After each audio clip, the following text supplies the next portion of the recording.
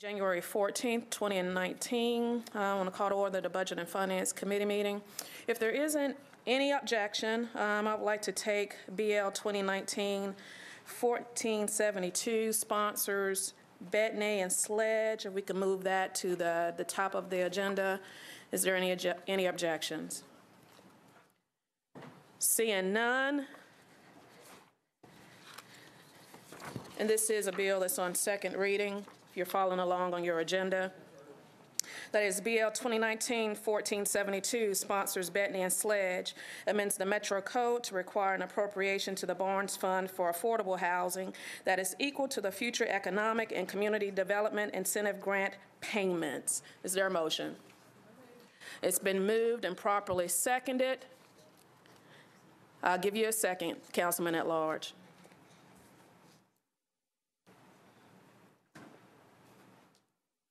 Councilman Mendez. Thanks. Sorry, I just walked in, so don't really have my thoughts collected. So I've got several questions about this one. I'm not sure whether it's a sponsor or somebody else is the right. So I'll just start going if it's all right, Madam Chair. I guess the first question is, I'm not sure I understand where the one-to-one relationship comes to. It seems relatively random that it would be $1 to $1 as opposed to 2 to 1, 3 to 1, 50 cents to 1. I'm wondering what analysis went into that, and then I guess my general comment is I really am not a big fan of the continued siloization of the Metro budget where we earmark specific dollars for specific things as opposed to just spending all out of the general fund without having earmarked things in legislation. And so I come to this with a bit of a bias toward feeling like, listen, if this is a gripe about the job credits, just vote no on the job credits. But I am, got an open mind. But with that, I'm interested in knowing how is it that the one-to-one ratio is anything other than a random choice. Councilman Mendez, the sponsor is president. I'll defer to the sponsor. Councilman Bettany. Thank you. Thank you for giving me the floor and for the good question about the legislation. So this is really, in general, the goal is to create some equity between when we decide to do an incentive and the impact that incentive will create. I started thinking about it when I first got elected to council in looking at how having different departments dealing with budgeting created silos in properly deciding how much is the cost of an investment. For example, we set up a budget for a school, and that budget may be $10 million, but that only covers what happens inside the school within the property line. But then Public Works may have to come back and spend more money to connect it with sidewalks, do infrastructure, traffic lights. Then the police may come in and have to spend money in putting a guard on that intersection. So there is a variety of costs. Some are brick and mortar, some are staff. Personnel, and then there is the social cost. So it is very hard without doing a study to establish what is the social impact, the social cost of an investment. And for me, we have to look at the impact that something creates beyond the brick and mortar measurement of saying, this school cost me $10 million, when if we would have budgeted this building in a different way, then maybe we had put that school next to where people live instead of placed in the middle of nowhere. So when it comes to incentives to try to attract businesses to the city.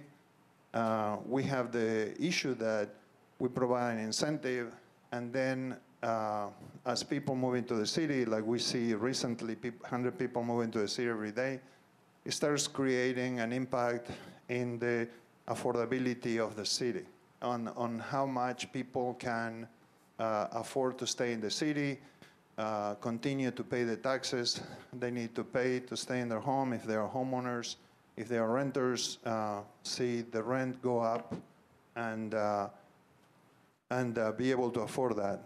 So going back to the question that Councilmember Mendez put in, because the Barnes Funds deals with a variety of ways to preserve and to build and to repair affordability, it's very hard to come up with an equation that will really describe all the different variety of investment we make. For example, if we have Miss Lillian that I help when I work at Rebuilding Together Nashville, we were able to build a ramp for her and a concrete driveway.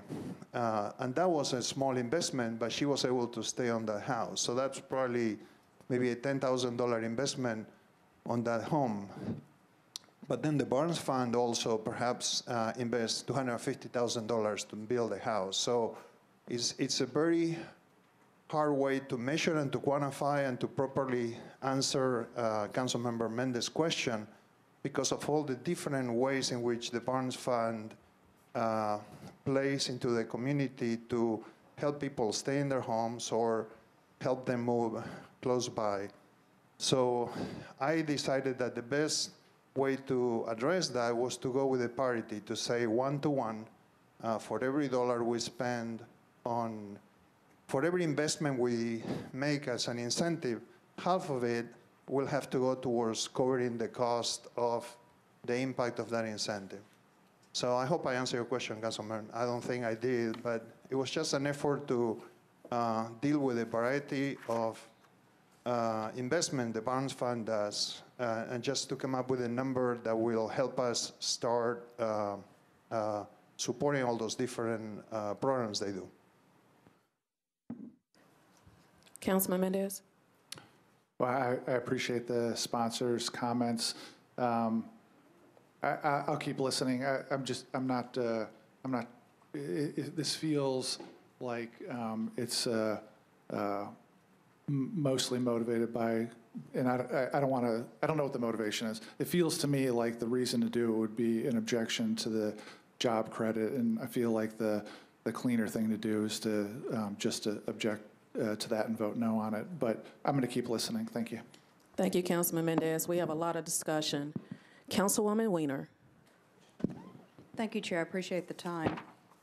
This is a question I'd like to direct to someone from Finance. Could you please speak to the incentives that we have provided over the last couple of years as compared to the monies that we have put in the Barnes Fund? Can we hear a little bit about what that looks like, please?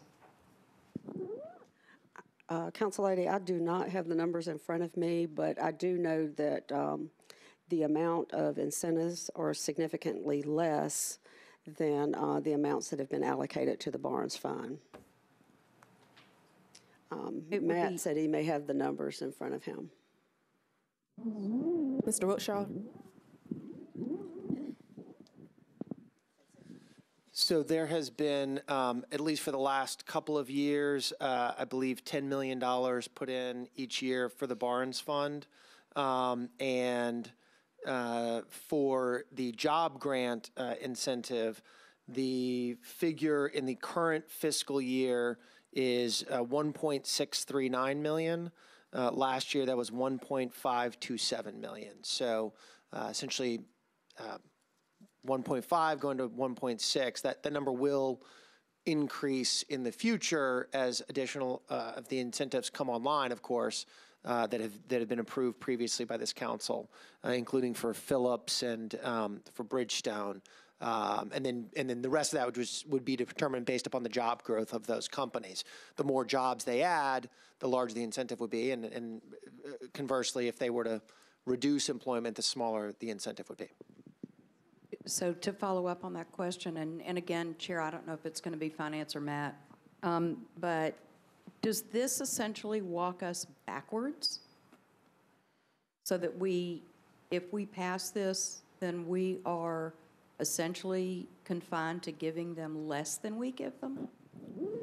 In my conversations with the councilman, I think it was his intent to say, as a matter of principle, that the Barnes Fund would be at least that amount. So not, I don't think he would intend to slash the Barnes funding, but saying, look, we're going to make a commitment. It's an important statement to the public that that their funding for affordable housing is at least that amount. And if the incentive, if this were to pass, and if the incentive value were to climb, to $11 million in the future, that there would be an expectation that there would be a match at that point. Of course, this body would have to approve any budget, and each of those incentives have to be approved annually anyway, on an annual basis.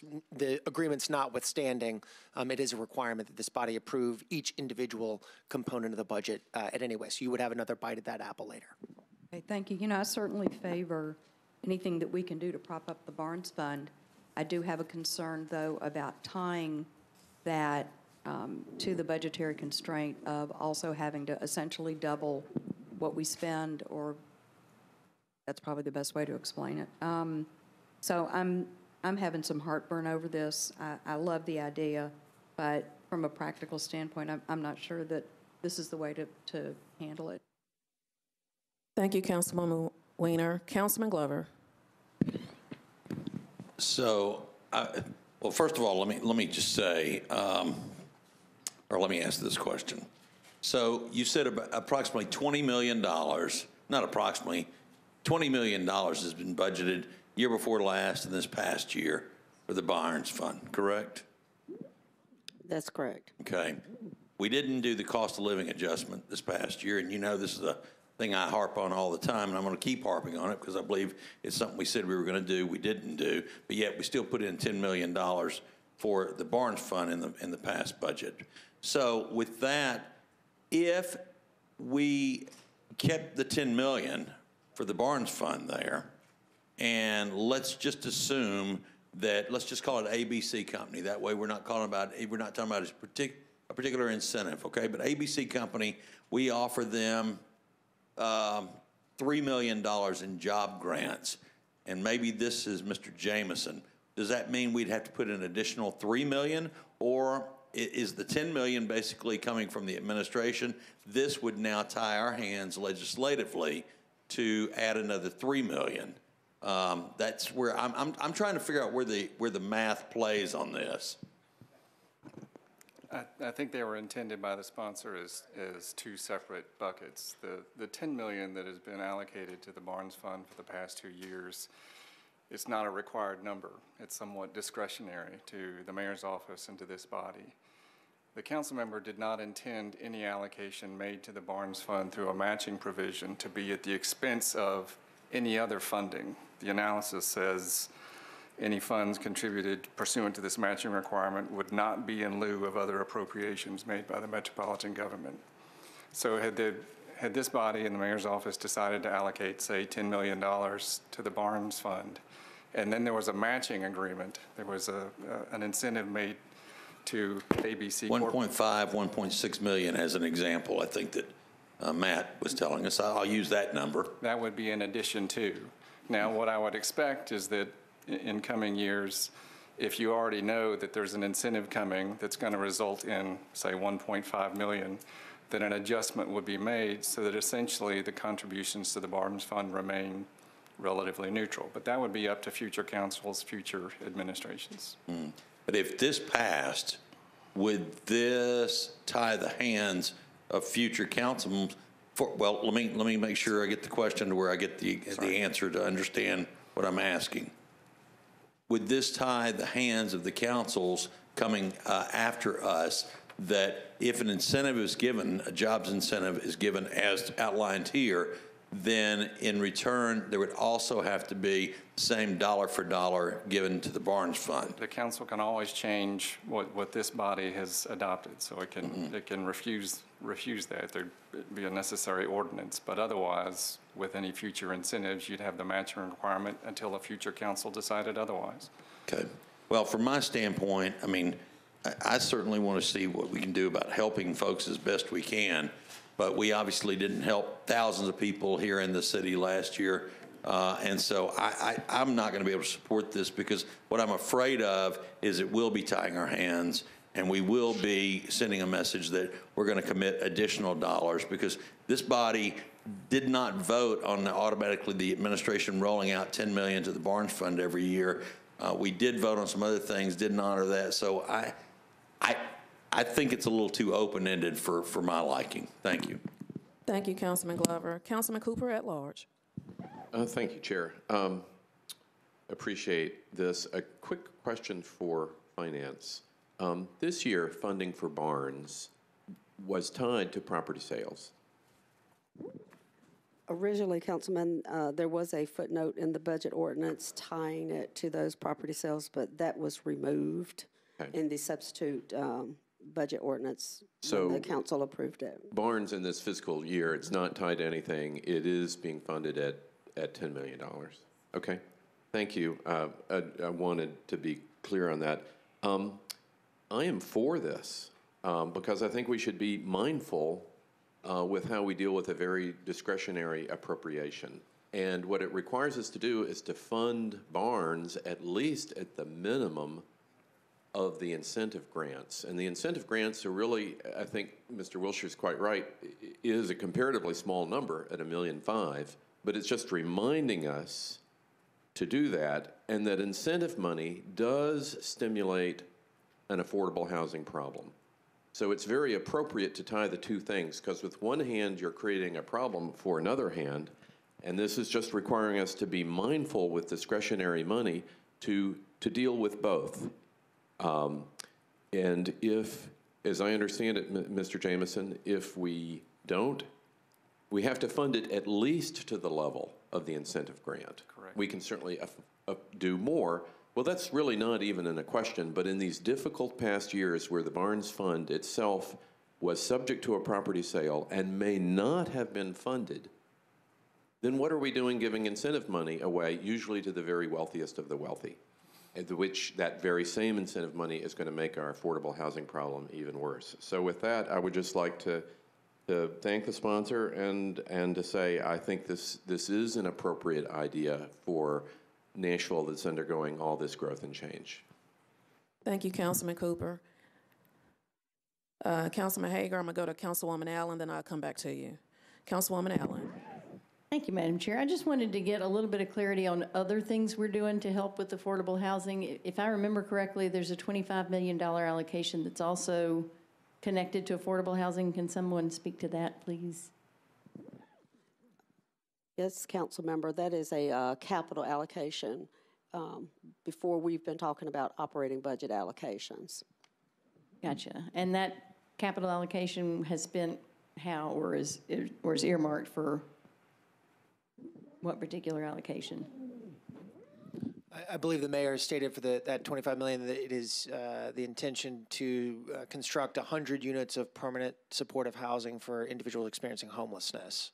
Gotcha. Okay, so it's directly tied also to impacts of how our prosperity is not necessarily reaching everyone. Yes, ma'am. Okay, thank you. I just wanted to clarify that as well. Thank you. Thank you, Councilwoman Allen. Councilman Hager. What I wanted to ask was, we put in $20 million in the last 2 years in the Barnes Fund. How much have we spent?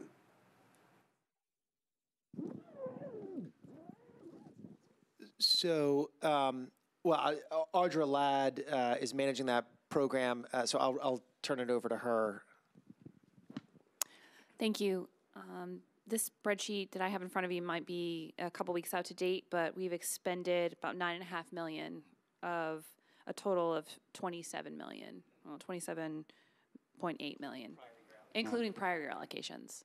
So this was all allocations. So we've got about $18 million left? That's correct. All right. That's committed.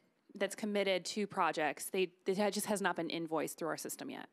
All right, so is the 18 million already committed to certain projects? Yes, Or is it sir. just sitting there? No, all that 18 million has been committed. Okay. And do some of those ever fall through, those particular projects? Not as of yet. I mean, we hope not any will follow through. I will say that the spreadsheet with the 27.8 million of total allocation does not include the 10 million of the prior year that is about to go out for RFP. So that's not in the spreadsheet yet because it has not been put out for RFP or committed. All right, so we've got 10 million surplus then, right? That's about to go out this spring, February, March. Okay, but it is a surplus, right, for future projects? It's the current year's allocation of Barnes. That's what I want to know. Thank you. Thank you. Thank you, Councilman Hager. Councilman Glover. I just want to make sure I get clarification. My definition of surplus is money that won't be necessarily needed or used. I believe it's probably y'all's intention up there to use every friggin' penny that there is. Is that a pretty safe bet? Okay, thank you. Thank you, Councilman Glover. Ms. Ladd, can you get that spreadsheet to committee members? We are approaching budget season, and I'm sure these questions are going to continue to come up, so we can get it out to the SharePoint. So budget committee members and all council members can be privy to that information. Seeing no further, Councilman Bettany, the sponsor seeking recognition. The floor is yours. Yeah, thank you, Chair. I just wanted to clarify that I'm open to making an adjustment on this. For me, if this is in addition or it's part of the $10 million, it's kind of sideways to the core issue here, which is an issue of equity. I think we do need to look at any incentive as having a part of it having to deal with the impact of that incentive. So that's my goal with this legislation.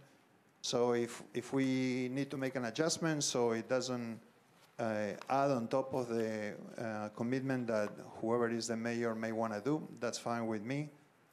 I remind you that we don't know who the mayor will be next year, and we don't know what commitment will that mayor have when it comes to affordable housing. If you are in the development community, if you are a nonprofit, you can't just plan a long-term plan or a medium plan without knowing how much money will there be at the fund next year or 5 years from now. So we need to start working at having a dedicated funding, sort of some kind of baseline funding for these bonds funds so we can have continuity and the nonprofits can have long-term planning. What I'm proposing is that as we are dealing with these issues of incentives, that we also look at the impact it has, and by doing that, we create some kind of a baseline funding for the Barnes Fund. So that's kind of my goal with this legislation, and I hope that you will support it. And thank you for the consideration. Thank you, Councilman Bettany. Councilman Glover. Sorry, Chair, but Mr. Jameson, can this bill be amended on third reading? I guess you could construe it as an economic development incentive ordinance, so Rule 15 would say you could, yes. Okay, well, the reason I'm asking is because, I mean, if there's going to be some more conversation about it or, you know, maybe doing some word crafting to it, but as it is today, then I'm not going to support like it is right now. But, I mean, if it says, you know, and it blends the money that's given, et cetera, that's a different conversation. So, all right, thank you. Thank you, Councilman Glover. Councilman Davis, Anthony Davis. Thank you, Chair, and I apologize. I was walked in a little late, was trying to get caught up there. For me, I'm not quite there yet on this one just because just tying the two together just seems a little off or something. I like the intent of this, and I'm all for anything, how we can get more money in the Barnes Fund, like any way possible. I'm just not sure as far as how we're tying this together. So that's kind of where I'm at on this one, but I'd like to work with it and see what else we can do. Thanks. Thank you, Councilman Davis. Seeing no further discussion, all in favor? All in favor? Opposed? No. Okay, we're going to need show of hands. All in favor?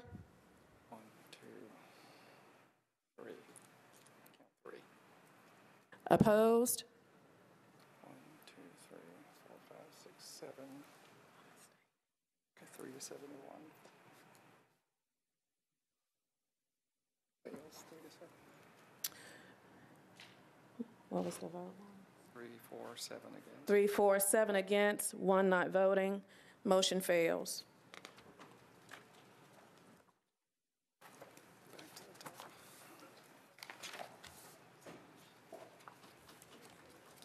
Okay, give me 1 second. We're going to go back to the beginning of our agenda. Now we're on resolutions.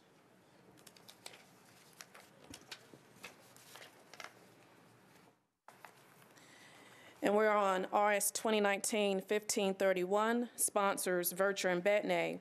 Recommended for deferral at the, I'm sorry, I was reading the wrong notes.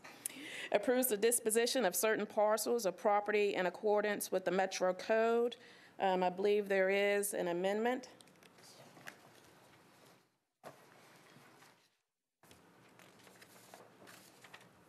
You were going to say something? Did you want to talk? Have Mr. Jameson to explain the amendment on this resolution. This is a housekeeping amendment requested by Council Lady Blaylock. There was an address that was inadvertently omitted from the original on Ash Grove Drive, and the amendment would reinsert that parcel. Can I get a motion to move the amendment? It's been moved and properly seconded. All in favor? Opposed? Okay, Councilman Mendez. We're doing a couple different pieces of legislation with surplusing, and I just want to make sure I understand. I'm assuming that these are not buildable parcels. Is that right? 100% across the board? Just for the TV viewing audience, does anybody want to actually answer that? I'll take that. Yes, Thank they you. are the non-buildable Okay. properties. Thanks. Thank you, Councilman Mendez. Now we're on the resolution as amended. All in favor? Opposed? Resolution is recommended as amended. RS 2019-1545, sponsors Verture, authorizes the retroactive issuance of not to exceed $391,666,020 in interfund tax anticipation notes of the metropolitan government. Is there a motion? It's been moved and properly seconded. Councilman Cooper at large. Thank you, Chair. A super quick question for Finance. How do we make sure that the amounts of money go back to their original funds? Is that in the language? With this legislation, we're not taking any money away from those funds, and there is an accounting structure so that we understand the sources and the uses, and we actually have to provide that to the comptroller at the end of this so that they can trace that information. So the comptroller will police whether the money, having been commingled, then is redistributed to the right account. Exactly. The next action after this is to submit more detailed information to the comptroller for approval. And they are going to sit there and referee that it goes back to Right. the original account. They will have approval of the process that we use for that. Super, thank you. And Councilman Cooper at large, they are in attendance. Councilwoman Henderson. Thank you, Chair Verture. Director Lomax O'Neill, can you share how this will be visible to the public? So I guess from a kind of best practices standpoint, no one is asserting that, funds are going where they shouldn't go, but that this transfer, as it's needed, is somewhat not visible, I guess. And so is this an attempt just to make this more clear? And how will we kind of effectuate that beyond what we are required to do? I guess I'm asking, what will the public face of this be? Okay. I think what's happening right now, Council Member, is that public-facing view, and the comptroller has requested that we memorialize our process that we're doing through this body and then to follow up with them. So that's really why this information is before this body, one of the reasons. So I guess I'm just asking from your perspective, whether on Nashville.gov, in our budget book, the Citizen's Guide to the Metro Budget, how will this be again, kind of the public face of that? Or will that be on the state website? What's that going to look like in your view? Let me think about that, because I think what you're asking for almost is a bank statement of effect in terms of what that looks like. So I have not thought about what that might look like on the tail end of it. Okay. But we can certainly, after this body approves the document, make sure that the Metro Council has the final documentation that Councilman Cooper references when we go back to the Comptroller's office for their final approval of our document. So we can make sure we share that with this body. Okay, I appreciate that. Thank you. Okay. Thank you, Councilwoman Henderson. Councilman Glover. So let me ask this question, if I may, Director Lomax. Whenever you guys say, after the council approves this, we'll get back with you, that always scares me. Okay. Just to be very frank with you, because that doesn't always work very well for us. How rapidly does this have to be done, or can you let what the various council members have asked, can you let us know what that looks like, and then we bring it back, and I'm assuming we'll approve it. We obviously want to fall within the state guidelines, but it would be kind of nice to know what this looks like. In terms of the deadline, we do have representatives in the back from the Comptroller's office if you wish to ask them any questions, but they have placed the deadline on us. Ms. Sandy Thompson, excuse me, Director Lomax O'Neill, can you come to the podium? We have Ms. Sandy Thompson with the Comptroller's Office, the Director of Office and State and Local Finance. Thank you for being here. Yes, Sandy Thompson. I'm the Director of the Office of State and Local Finance. And what was the question? It's about the deadlines. After the council meeting and once the resolution is approved, there will be a letter that would be submitted to the comptroller from Metro Finance requesting the approval to issue that interfund loan retroactively, and then the comptroller's office would grant that approval. And my understanding is that's supposed to happen this week sometime.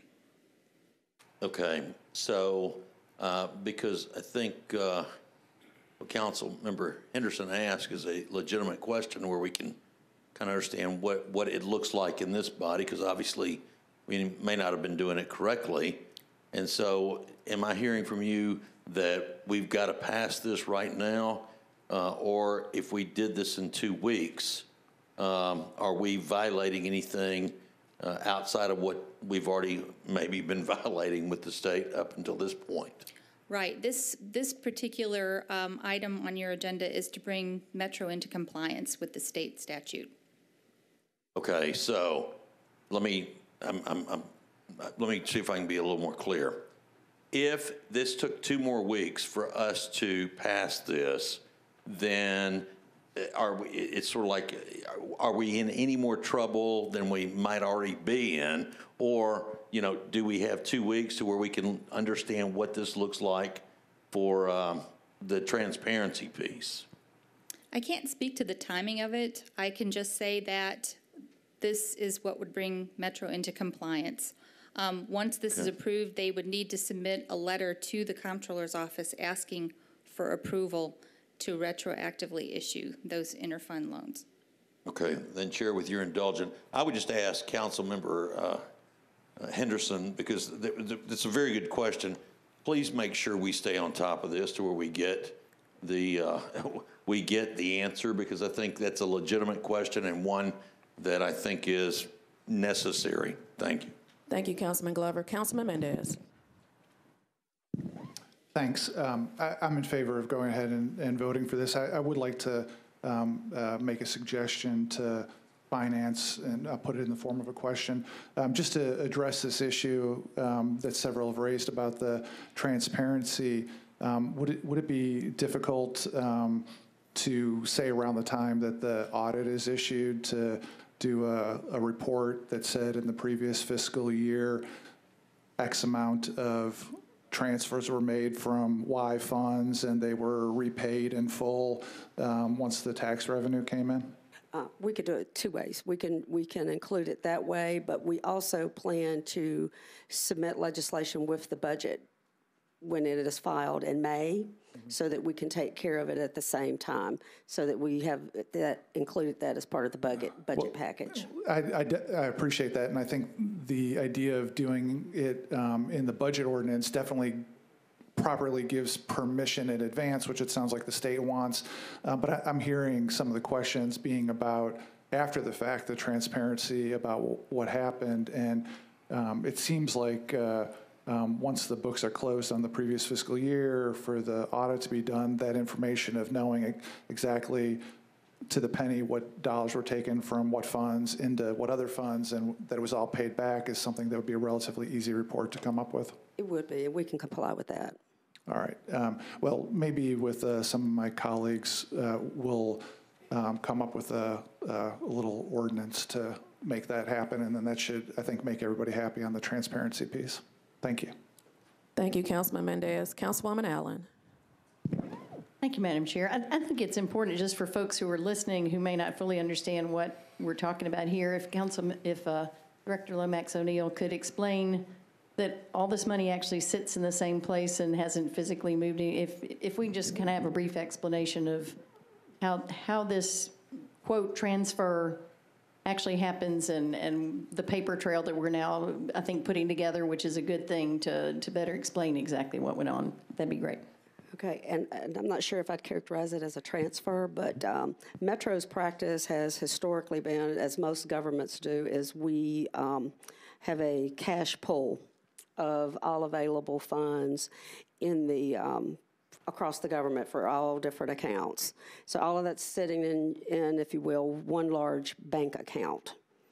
What happens is, because all those funds are pooled together, we draw on those balances throughout the year based on what expenses are coming through.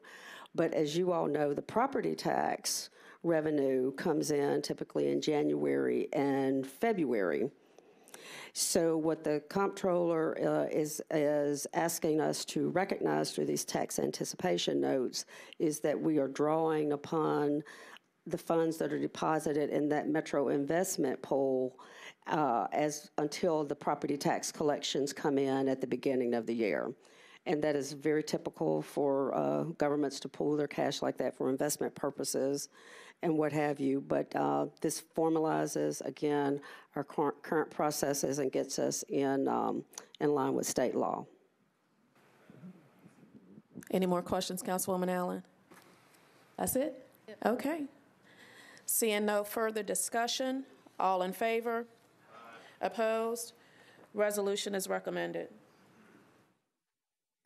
RS 2019-1546 sponsors Virture, authorizes the Metro Department of Law to compromise and settle the property damage claim of Advanced Plating, Inc. against Metro government in the amount of $71,375.27. Is there a motion? It's been moved and properly seconded. Councilman Pulley. Yes, thank you very much. Madam Chair, can I speak to Representative Mesper Water real briefly? I believe we have Director Parter coming. Yes, we got it. Director Sturdivant. No, please. John Honeysuckle, Metro Water. Hey, Mr. Honeysuckle, I just have a couple of brief questions for you. Just looks like this is an unfortunate incident that resulted, based on what I can gather, from a rogue act of incompetence by an employee. Is that correct? Yes, sir. And this has nothing to do with any kind of policy-related matters on the Water Department's policy agenda. It's simply one person who didn't do their job properly and was incompetent. Is that right? That is correct. And has that been rectified in a way? It looks like, according to the analysis here, the disciplinary action was reassignment, but I understand that's resignment. Is that correct? There was an error in the analysis. The employee resigned, not reassigned. Okay, so that employee is no longer there, so you didn't expect this to be a problem in the future? No, sir, we do not. Okay, I don't have any further. Thank you, Madam Chair. Thank you, Councilman Pulley. Seeing no further discussion, all in favor? Opposed? Resolution is recommended. RS 2019-1547, sponsors Virture, authorizes the Metro Department of Law to compromise and settle the personal injury claim of Margaret Futrell against the Metro government in the amount of $18,000. Is there a motion? It's been moved and properly seconded. Councilwoman Henderson. Thank you, Chair Vircher. I have a question for someone from Parks, please.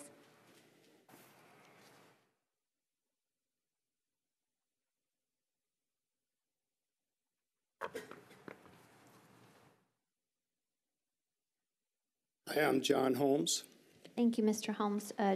Chair Vircher, I guess my question is, given that this equipment fell over, it doesn't seem to speak to, clearly Metro was at fault here, but should that have been bolted to the floor? Just going forward, what are we doing as it relates to equipment in our sports centers to make sure that something like that does not happen again? Can you speak to that, please? Yes, ma'am. Per manufacturer specs, this was a standalone piece of equipment that was designed to stand on the floor and for patrons to stretch on.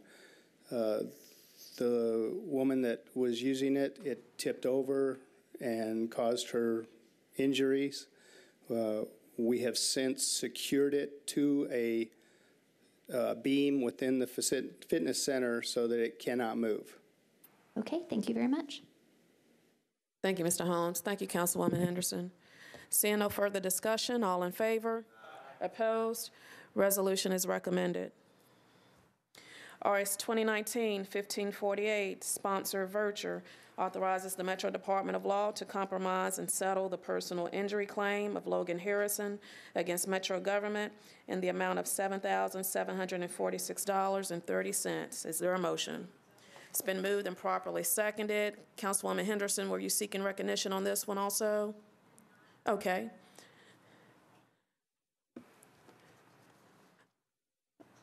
I forgot where. Okay. 1548. Seeing no discussion, all in favor? Opposed? Resolution is recommended. I apologize, guys. RS 2019-1549, sponsors Virture, Gilmore, Withers, approves the employment contract for the Chief Medical Director of the Metropolitan Government. Is there a motion? It's been moved and properly seconded. Seeing no discussion, all in favor? Opposed? Resolution is recommended.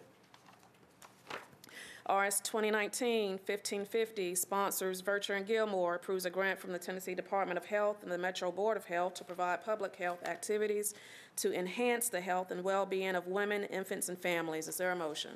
It's been moved and properly seconded. Seeing no discussion, all in favor? Opposed? Resolution is recommended. RS 2019-1551, sponsors Virture and Gilmore, approves a grant from the Nashville Predators Foundation to the Metro Board of Health's Animal Care and Control to help support reduce pet adoption fees to reduce overcrowding. Is there a motion? It's been moved and properly seconded. Seeing no discussion, all in favor?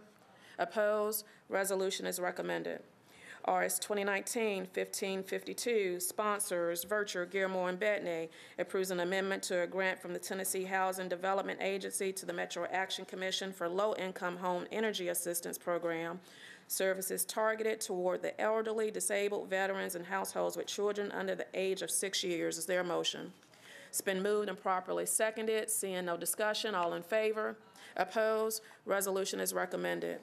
RS 2019-1553, sponsors O'Connell, Virture, Syracuse, approves a local parks and recreation fund grant from the Tennessee Department of Environment and Conservation to the Metro Board of Parks and Recreation to develop Capitol View Park. Is there a motion?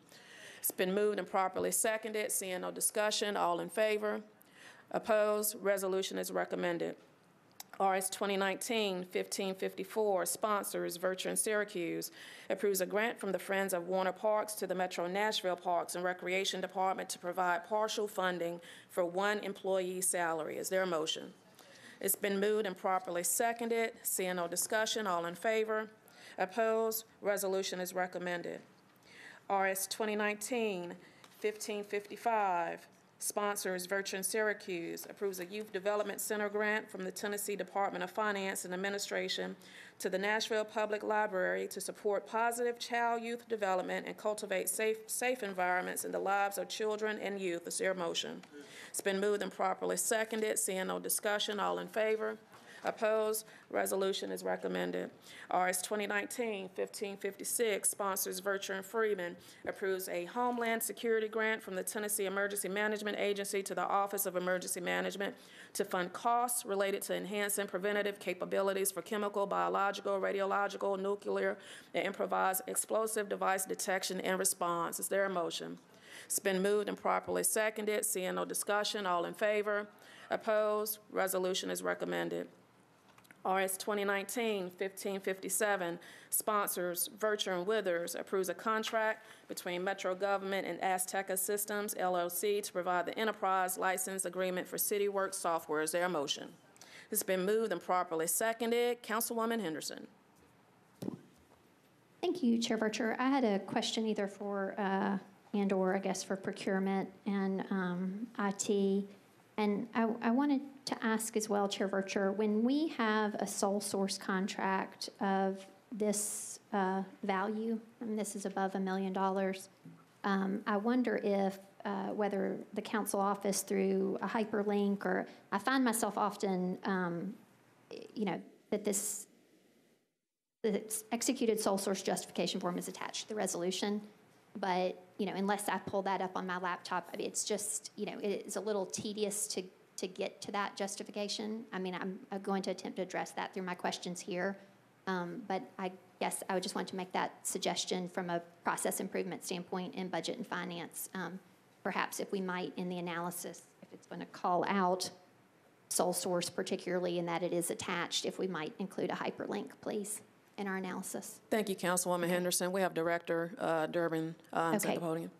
Thank you, Director Durbin. Can you just speak to this, please? What is Azteca Systems? Why is that needed as it relates to our CityWorks software that we use in so many departments, please? So Azteca is the company that has developed and licenses the CityWorks applications, and there are two applications and accordant processes and features that Metro uses. So first is CityWorks PLL, which is permits, licensing, and land, which is one of the central systems within metropolitan government. It's hosted within the codes department, but it has linkages out to about 40 other systems used across Metro. And the other system is CityWorks AMS, or Asset Management System, that is used today by both the Public Works Department and the Stormwater Department to manage their physical assets, as well as a work order management system that allows them to designated tasks for individual technicians who then accomplish those tasks. This license also allows us to move forward with a very long overdue implementation of AMS for the Parks Department, who has been working with us. Director Odom has been working on us toward that direction for a couple of years now.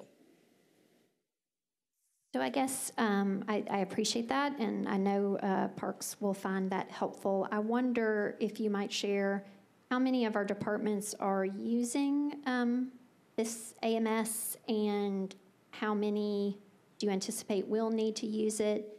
Is this contract only specifically dealing with the expansion to parks? I wonder if you can just, again, because I've not seen the sole source justification nor the detail level of why this is needed. Is this solely for the expansion of the platform to service parks, or are there other departments that are in the queue for a similar expansion?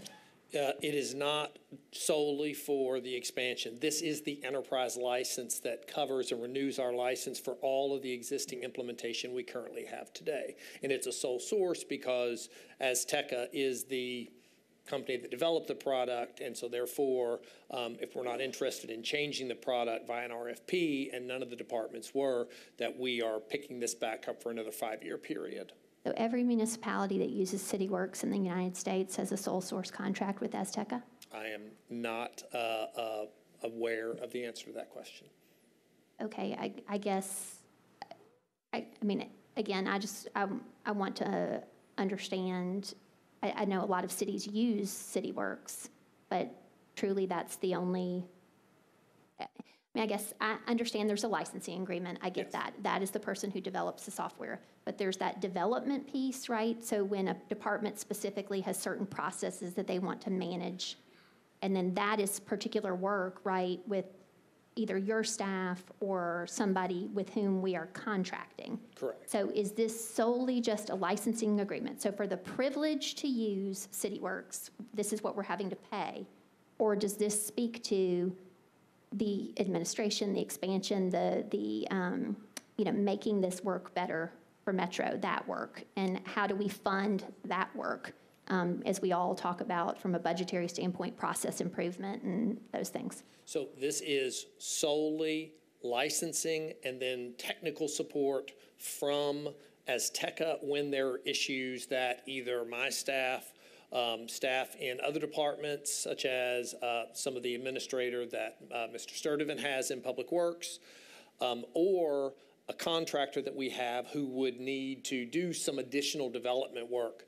It's really that level of support. It's not support to allow us to put in another permit type, for instance. So it is licensing and support from Azteca directly to our technical staff. You will see in coming months, we have an RFP that will be released, and I don't have a time frame on that, for the other type of contracting work that you're talking about, for work to go in and actually implement in the Parks Department and to take in the development work to support us going forward. That will be an RFP. It will go to out to bid. Okay, I appreciate understanding that better. So then just by way of summary, for Metro to use this CityWorks software, the enterprise license agreement, the cost to us every 5 years then is this $1 million. And that will... At this point, it's $5 million, or it's $1 million. That's right. For the 5-year period. That's right. Okay, thank you. Thank you, Councilwoman Henderson. Director Durbin, can you just expand a little in the event if this wasn't sole source, what that process would be, what that impact would be to Metro departments? So 6 or 7 years ago, Metro had a system in place for licensing and land from another vendor.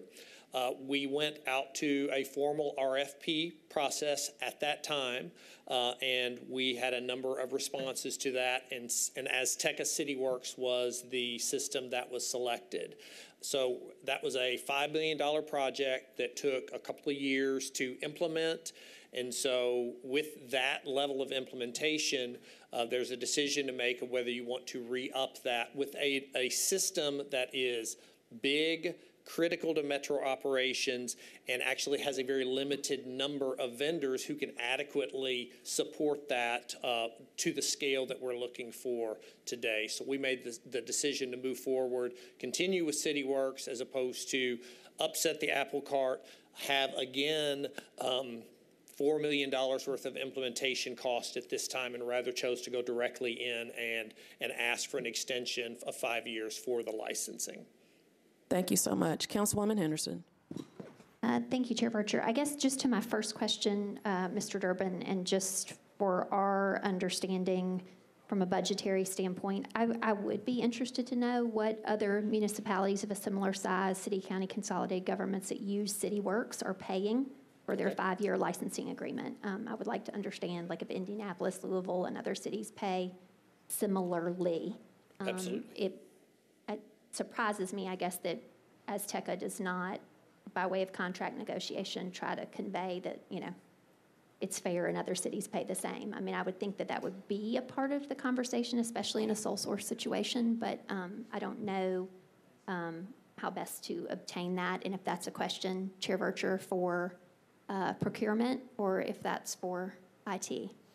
But I would be interested to know what other peer city municipalities of our size with CityWorks. And Director Durbin, I guess, though, is our licensing agreement particular to the extent to which we are using that? Like how many departments use it, or is it just sort of a flat? So it's related then between cities So one city might have Public Works, this department, but they might have other departments on other platforms. So are we, in your view, kind of all in on City Works? I mean, do we have any other platforms that are operating separately at this juncture?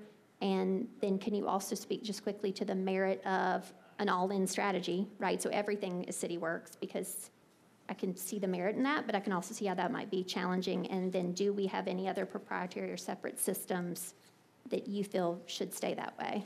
So in the contract itself, it speaks to the fact that we are in a tier of a population between 650 and 700,000 residents.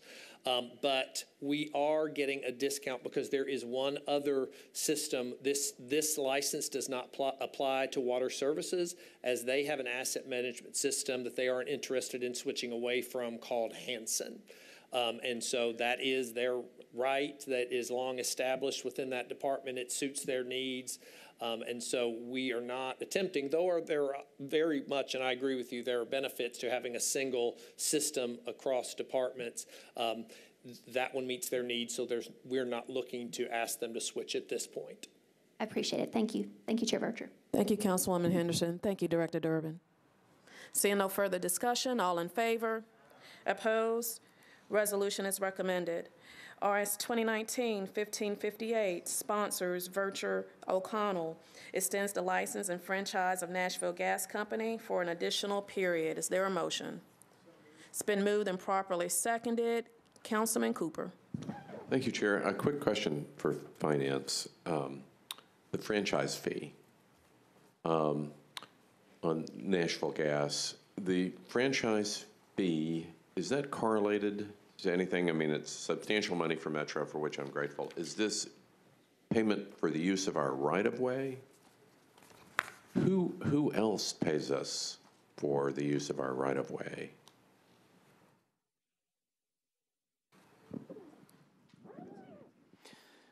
AT&T, Comcast, various utilities. And in all those cases, it's this flat 5% of revenues? No, that actually has been the subject of litigation in the fiber optic realm. But that's a very complicated kind of offline question, but okay. I can walk you through. Well, I appreciate it, and I'm, again, if you don't mind, since you're assisting the Blue Ribbon Committee, but I do think that in general might be a sophisticated question for you in that context about how Metro evaluates what it's receiving from the right-of-way. And I am told that a lot of cities are using that as a significant revenue source to pay for their services, and it may be something that we look into in the future. Okay. Great. Thank you so much. Thank you, Councilman Cooper. Councilwoman Henderson.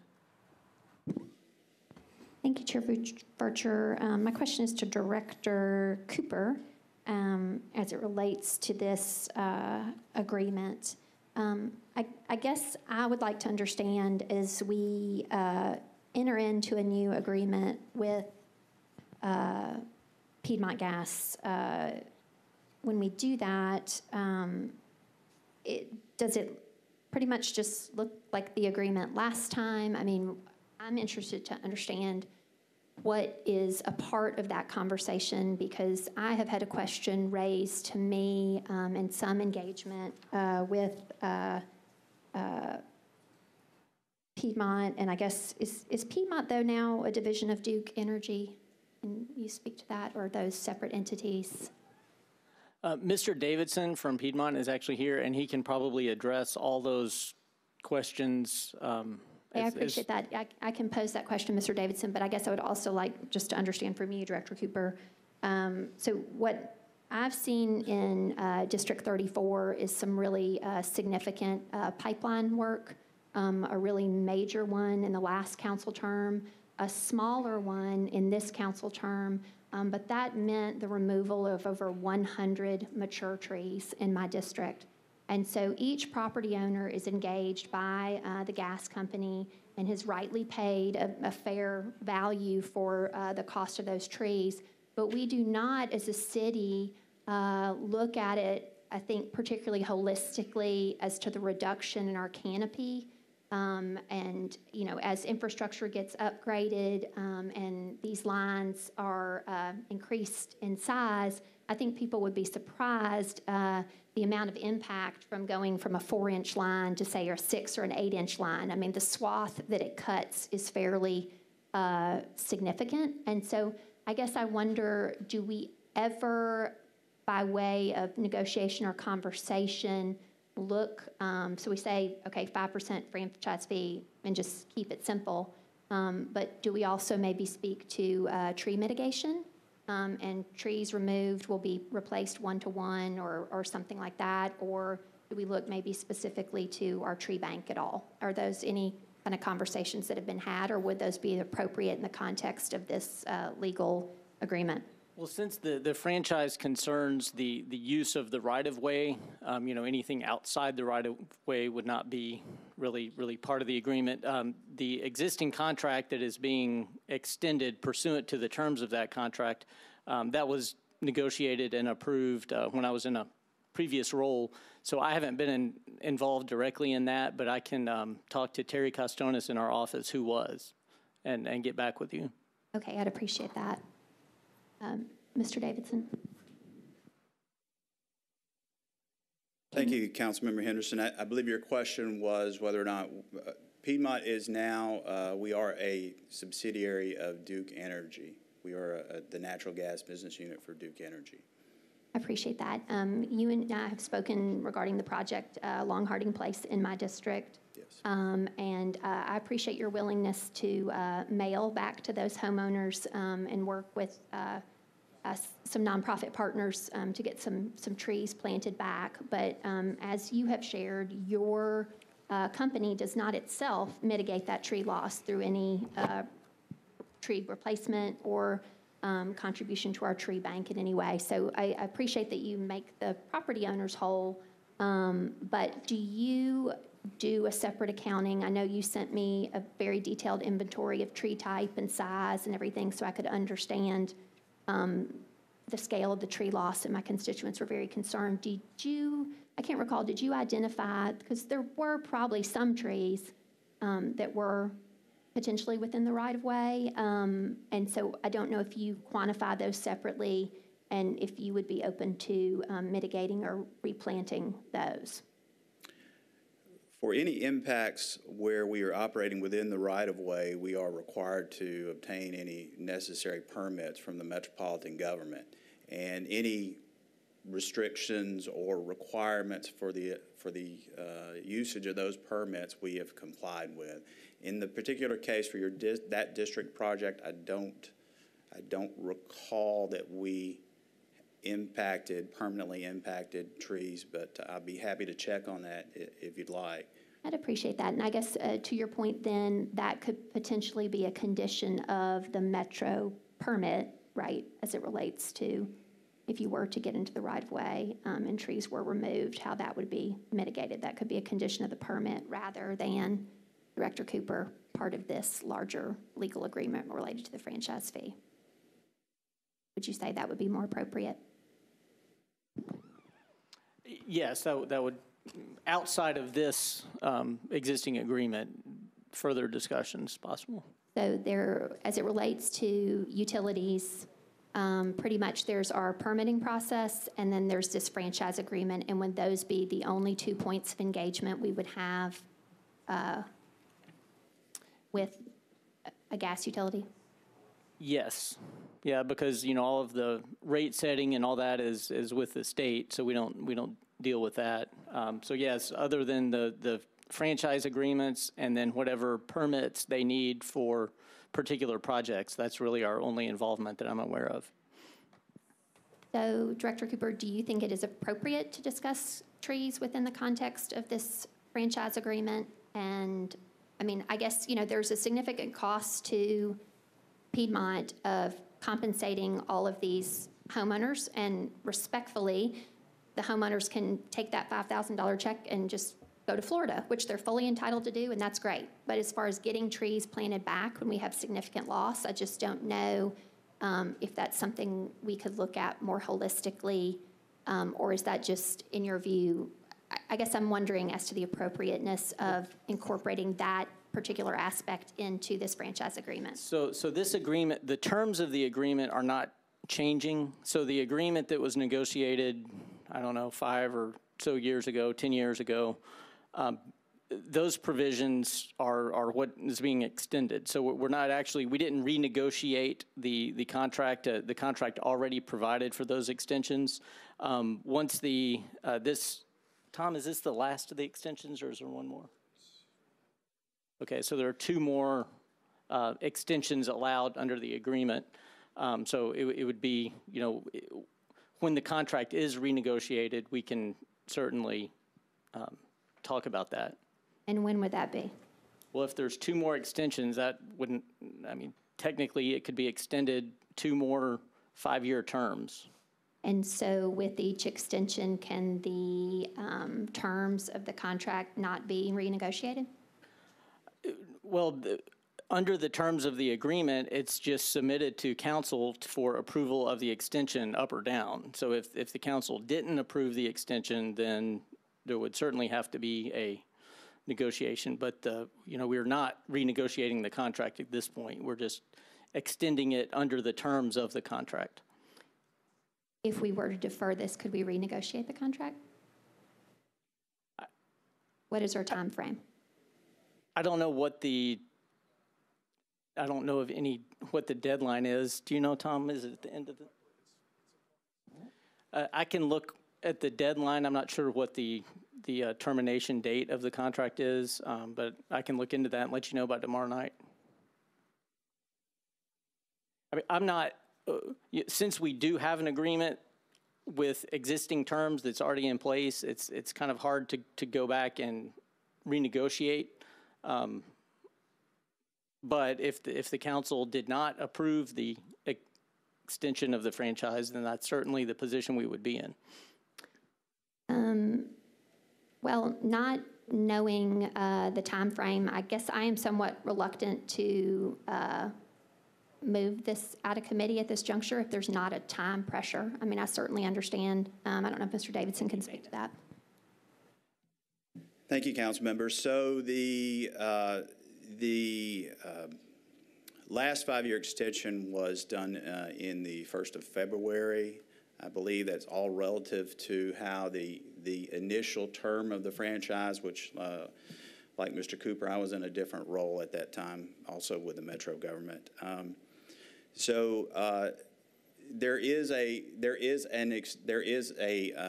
period when the franchise would lapse, and it would call into question the payment of the ability to collect the franchise fee, for example, could be called into question. And that period, I believe, is February 10th. The prior franchise was approved on February 10th.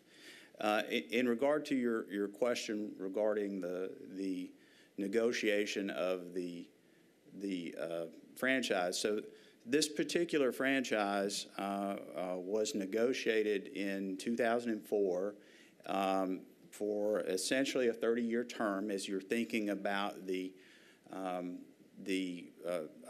deployment of enormous sums of capital for the installation of natural gas facilities, long-term franchises are usually the norm. In this particular case, it was put together as a franchise with an initial 10-year term with options for 5-year extensions.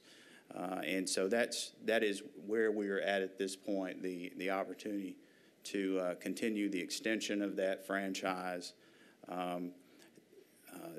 The franchise agreement that we have in place with Nashville, one of the other points that was brought out earlier from Councilman Cooper, it is 5% of revenue, but it is actually 5% of revenue for our entire Tennessee operation, which actually translates into about a 6.4% revenue opportunity for revenue for the metropolitan government. And one other point that I would make, or that I would point out, in regard to the negotiation of the franchise terms the franchise terms are they're pretty voluminous, but there is a sort of a catch-all in that Piedmont is required to adhere to the ordinances and the rules that are in place within the metropolitan government, Nashville and Davidson County. So in that sense, under the current franchise, we are already required to participate in whatever the rules are in this jurisdiction. Understood, but would you not say that federal and state law would trump any sort of legislative prescription that when you do a utility line replacement that you have to mitigate the trees in a certain way? I couldn't speak for whether or not that would be the case. I can say that, again, the circumstance that you're speaking about, where we do have to impact trees, we mitigate those losses with those property owners, and we give the property owner the opportunity to decide what they believe is the appropriate remedy. And if they believe that the appropriate remedy is to replant a tree, they're certainly able to do that. But you do not facilitate that. You just give them cash, correct? We compensate them and allow them to choose the species, to choose whatever way of mitigation that they prefer. It's the individual homeowner's choice. Right, but you are not facilitating or offering through your work. You're not saying to them, okay, we value your trees at $5,000 and you can check this box here if you would like us to plant back 5 trees of this species, right? It is just cash out. That's correct, because at the end of the day, we are a utility company, and we don't have the expertise to be able to maintain tree canopies, to maintain trees, particularly as they're getting started. And that's just something that we don't have the expertise to do. That's why we like to give that back to the individual property owner. But you do work with subcontractors to have the expertise to cut them all down, correct? Right. So to the same degree that you can work with a subcontractor to remove the trees, you could likewise potentially work with a subcontractor or a nonprofit partner to plant the trees back outside of your appropriate distance and so on and so forth. Again, we as a company have made the determination that it's best for the property owner to make their own determination as to how they would like to proceed, which contractor they would like to have take care of that for them if they choose to proceed. Okay, I appreciate that insight. Chair Vercher, I would be interested to hear from Director Cooper. Time frame on this, when it expires, and at this point for this extension, would it be appropriate as it relates to the franchise fee to have a clause within this agreement that addresses tree mitigation in a pretty simple fashion, not necessarily particular to every single parcel which they engage, but in a more general sense? And so to that end, I don't know, Chair Vercher, if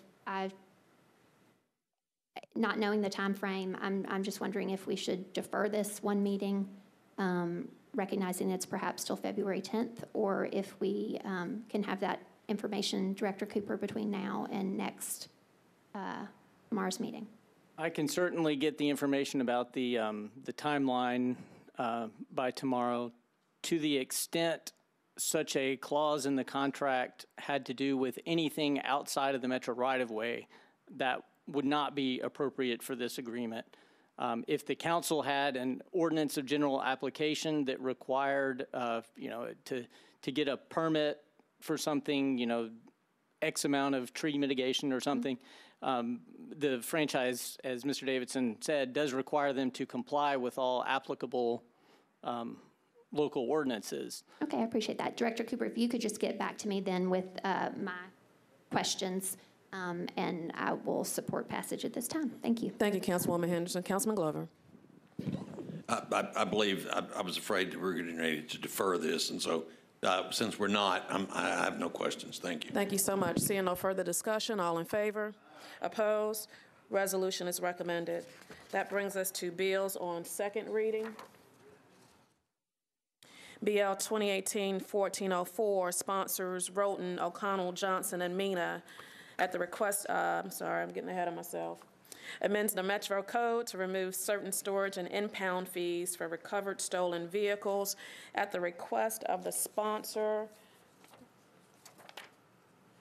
the sponsor's requesting a deferral until the March 5th council meeting. It's been moved and properly seconded. Seeing no discussion, all in favor? Opposed? Bill is deferred.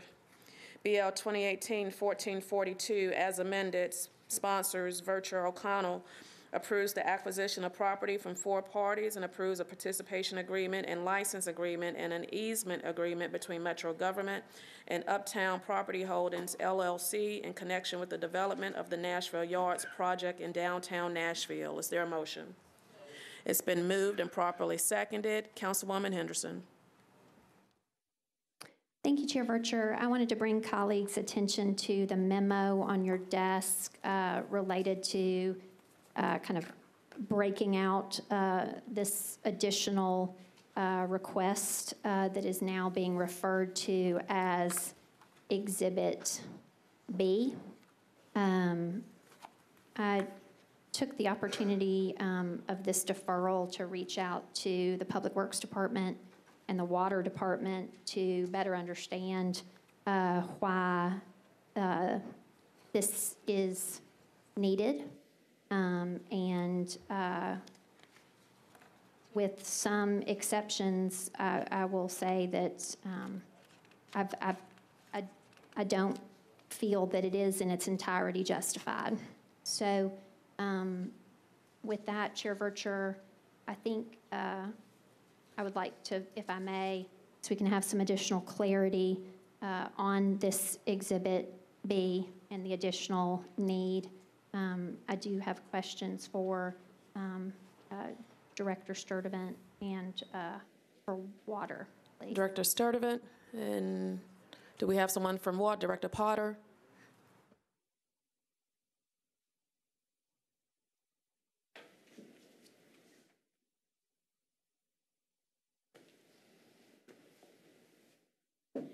Director Potter, if I'd ask you first.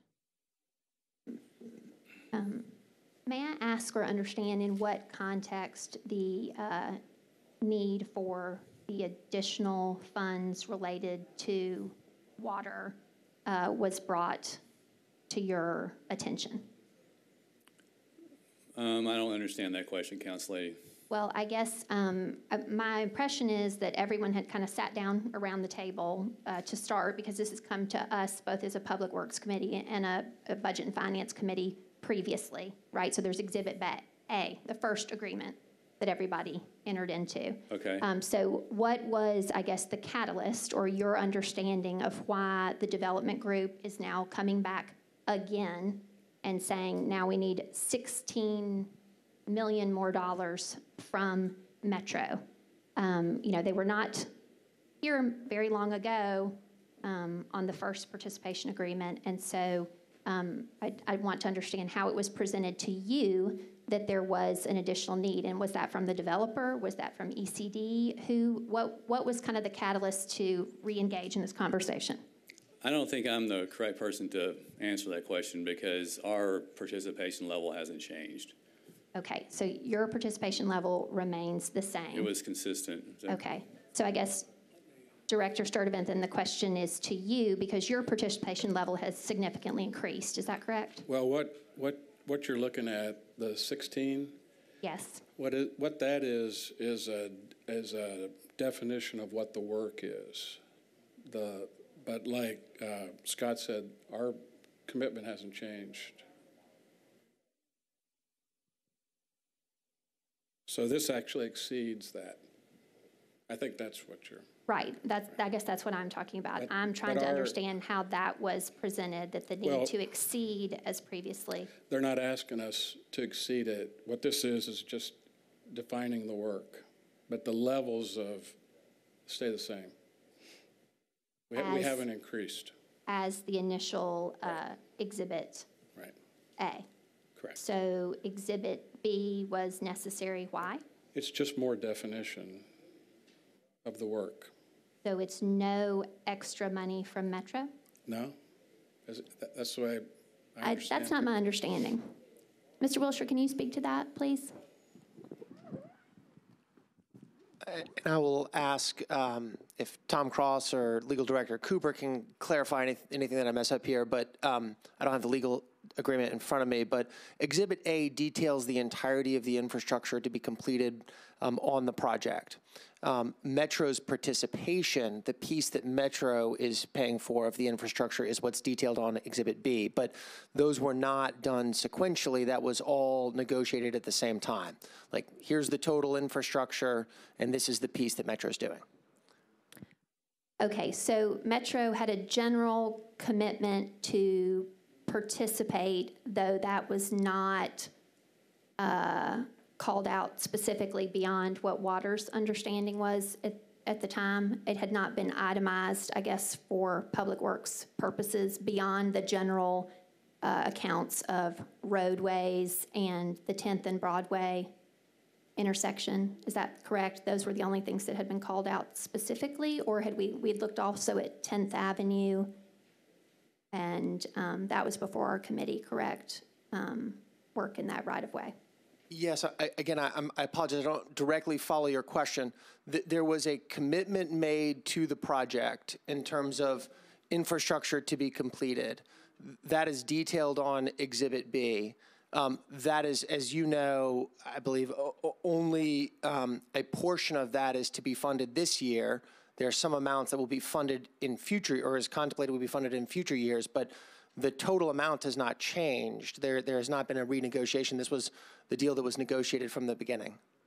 Okay, so why is this before us at this time? So what was before us before was just saying, we're all going to work together, but we have not parsed out who's going to do what, right? And so what's before us now is specifically what will Metro be responsible for, and what will Nashville Yards developer be responsible for? Well, yes. I mean, this is the participation agreement to actually sort of effectuate that agreement. So what had previously been approved by the council was the capital spending plan, and then there has to be an equivalent. Maybe this may not be an exact equivalent, but within any other number of agreements that have been engaged in, there was, as an example, a commitment to provide support to the Nashville TV show. Then there actually has to be a grant agreement to actually put the legal terms on that agreement. There had, what specific obligations did the recipient of the grant have to meet in advance of receiving the grant? And I believe this body considers other similar grant agreements where Metro may be the recipient of that, but the commitment had previously been made, but there needs to be some legal document to sort of govern the terms of it. And so your question was, I think, why is this before us now? And the answer is because we've got the legal document to sort of specifically govern the terms of the agreement. Okay, I appreciate that. Mr. Bone, can you please speak to a few questions?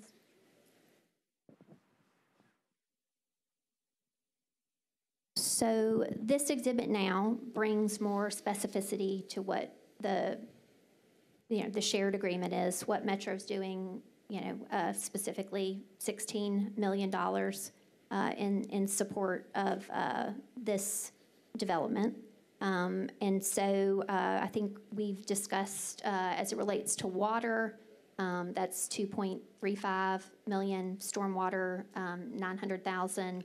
And we've talked about that in Public Works a bit, but can you speak to, just in your rationale and negotiation with the Mayor's Office, Economic Community Development, why do you feel that the taxpayers should pay this $16 million rather than your development entity? Sure. So it's actually capped at $15.25 million. The 16.7 is actually what the estimated cost is of the work that Metro agreed to reimburse. It was our conversations early on to show, and we worked with Public Works and Water and various component parts of the Metro government to lay out the infrastructure, to understand what the priorities were, to understand what else was needed.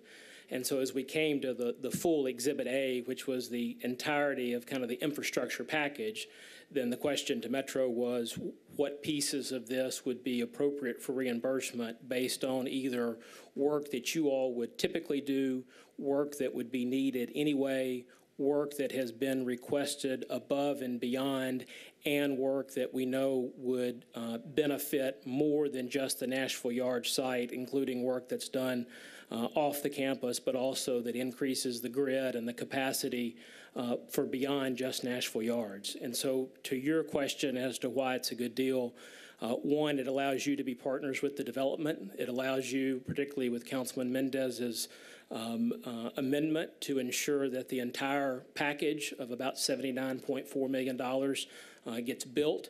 It allows the park piece of it. It allows the historic component piece of this, as well as if you even take the economic study, take the jobs portion of this away, and assume that the sales tax has no increased benefit from that as that it gets collected somewhere else. If you look at just the property tax piece of this, this is a development that we estimate will collect to Metro about $430 million over the next 25 to 27 years.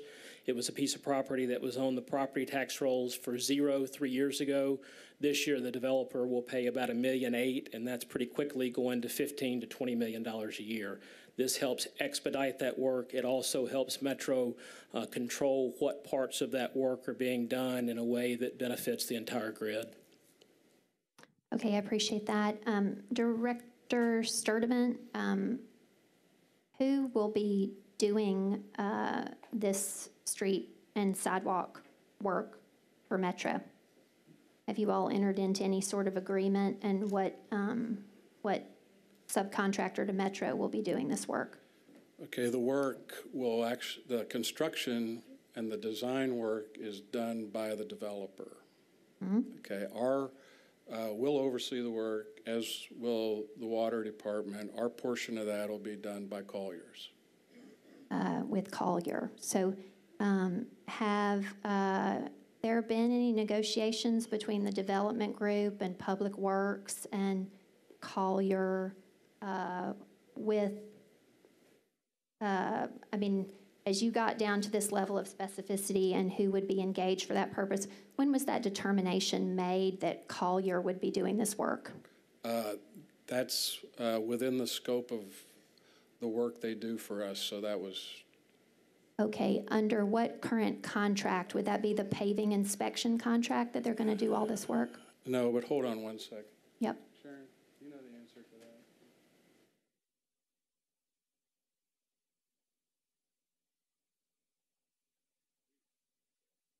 Councilwoman, I do not have the contract number with me, but I can go back and look it up, and I'll get it to you before tomorrow. So when was it negotiated, when you all got into the specificity of this, that you would be partnering with Collier and you chose to use them? Whenever we do any kind of construction or anything like this, we always turn to our existing contracts, and we look to see what contracts are already performing these functions, what the contracted rate was, and everything else. Because when we did the RFPs, when we went through the procurement process, we negotiated all of these rates, and it was for a 5-year contract, saying that they would be the ones that we would turn to perform these certain projects and these certain kinds of functions. Understood, but I guess my question comes in that, you know, this council and the city has had a fairly, you know, high level of scrutiny through the audit committee as it relates to Collier and their existing contract. So best I understand, Collier's only current existing contract with Metro is for paving inspection. Is that correct? I don't believe so, but I will have to go back and look. I think that they have more than just that one contract. Okay. But I'll have to go back and look. Okay, so I guess I would wonder then, Director Sturdivant, given the level of current scrutiny over Collier's work with Metro Public Works, and I think what people have looked at somewhat maybe as kind of mission creep off the existing contracts, right? Just kind of going with who we know and kind of maybe, in my view, not interpreting the existing contracts and that work that should be done. Do you think it's really best to be working with Collier on a project like this that is it's under a fairly high level of scrutiny from the public's perception because Amazon's getting incentives. It's a large development. Metro has a participation agreement. And now, yet again, despite the scrutiny, Collier has been selected to do this work. So that's somewhat concerning to me. Okay, well, I'm comfortable with them doing the work. I also want you to know that we started working on this over about a year ago. I think my first correspondence is from February. So they've done a good job. We also have another firm we could have selected, which is Reagan Smith, but that's the firm that the developer is using. So we wouldn't have picked that one. Okay, so basically you just went to the existing contracts, and because only Reagan Smith or Collier, as the contracts are written, would be appropriate for this work? Or we have existing contracts for this type of work in place so that we can have these types of contractors available to us when this type of work comes up. So this was a very routine process and a routine decision on our part. So with whom do we have existing contracts that would be comparable? Only Reagan Smith and Collier? We've got. We'll confer and we'll get back with you. Okay. We've got, in terms of indefinite delivery contracts, we have like 12. We have a lot. I mean, I'd have to go back and look. We didn't anticipate that. We have indefinite quantity, indefinite amounts, dollar amount contracts ranging across all different kinds of programs, not just engineering and not just architectural. We've got them for all different types of services and all different types of things. For instance, one of those contracts is with the salt, and that depends on how much salt we use every year and what we need to purchase. So we can go back and look. If you will give us some time to go back, we can tell you. I'm not familiar with exactly what functions they'll be performing in relation to this agreement. So when I can go back and look at those functions, then I can tell you what contracts we have in place that would meet that. So it's not just necessarily someone that Public Works worked with, because all contracts are Metro contracts. Understood. So we can piggyback off of something that the water department did as they can something that we may have put together. And we coordinate a lot with the water department on different contracts. Okay, so I think it's important to understand, given the current scrutiny and the audit, to understand, for this breakdown, this is traffic signalization, street and sidewalk work, utilities, but there also seems to be some overlap. I think it would be important to understand what your agreement and the understanding is between the developer and Public Works on which parts of this Collier Engineering is going to be doing. So I think there may be a misunderstanding here. Collier's Engineering is not doing any of the true infrastructure where all that work on Exhibit B is being done by the developer and its contractors, specifically Jones Brothers. My understanding from sitting here listening to this is Collier's is helping the Public Works administer this. In that agreement, in the participation agreement, you all have to approve the plans. You have to approve the work that's been done in order for the developer to submit for a reimbursement. Collier's is not doing any of the work in the streets. That's being done. All the work on Exhibit B is being done by the developer and its subcontractors. Right, that is good to hear. So I guess I would like to understand then what we need Collier to do. That's on Public Works, not you, right? Okay, so the way this project will work, we approve all the plans, we would anyway, and they do the work, and then they submit for reimbursement if you were to approve this agreement. We would ask then Colliers to verify that what they had submitted was built properly and according to all the standards. So that we again, want. it's one of these inspection type contracts. And so we do not have staff in Metro Public Works sufficient to inspect the work of the developer and to accept that. So that we have to work with a subcontractor. That's correct. To inspect that. What is the value of that work to Collier? I don't have that available. Okay. Chair Vercher, I would say until we know and understand that, I would like to move another one meeting deferral, please, until we can get clarity on that.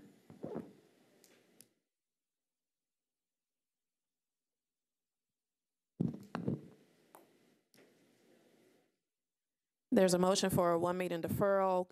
Councilwoman Henderson, I'm going to come back to you. There's council members in the queue. I'll come back to you, and then we can re-entertain that motion, if that's okay with you. Councilman Cooper. Thank you, Chair.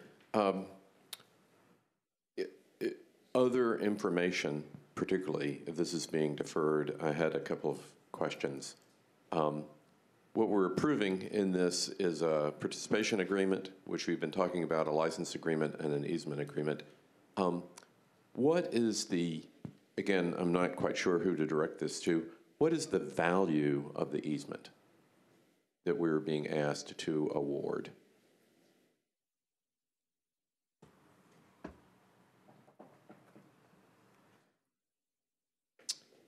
Well, who? Maybe Charles Robert Bone. Or, well, really, since Metro is awarding it, I think it needs to be a Metro expert. Again, Matt Wilshire. I mean, obviously, it's extremely valuable, and everything in real estate is valued. We're being asked to award it. What is the value? Thank you, Councilman Cooper. Do you have that answer, Mr. Wiltshire? If not, we're going to go ahead and clear the queue, and we'll go ahead with the motion for deferral. I'm not sure if I have the answer or not, but let me make sure I understand the question first. You're asking, is this the easement to create Upper 10th? Will all of the easements identified in the bill?